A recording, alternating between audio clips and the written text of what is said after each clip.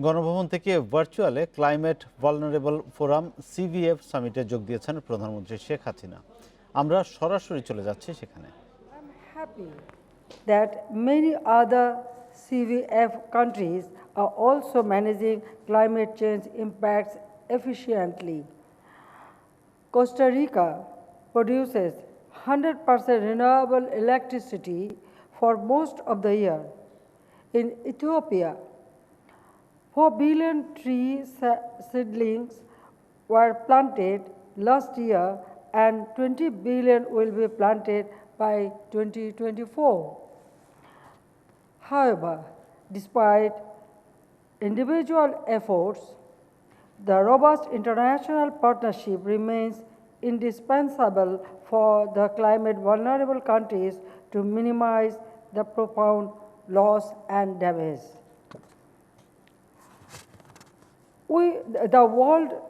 The world is at the edge of the cliff of surpassing the Paris Agreement's 1.5 degrees centigrade limit. This is a clear point of no return. And from the G20 countries, which account for more than 3/4 of global emissions, we expect clear and definite NDC for effective reduction of their emissions.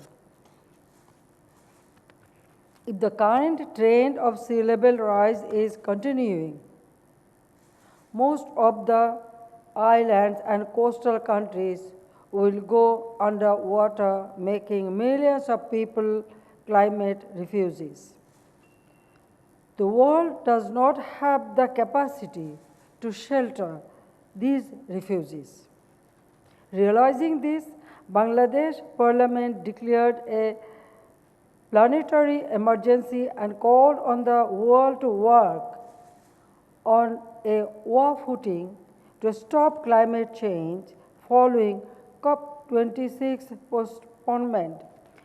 The decisive hour how falls at midnight on December the 31st this year when we declare our extended NDCs. This is particularly our survival deadline.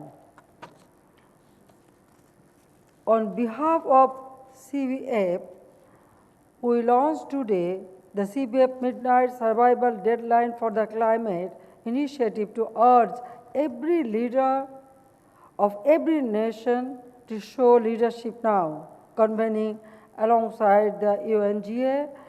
We also declare our call for an international day to be named Climate Resilience Day to secure our harmony with the Mother Earth. We should also ensure that at least 100 billion US dollars a year are available to developing countries for mitigation, adaptation, and disaster response and recovery. In the end, I would like to say,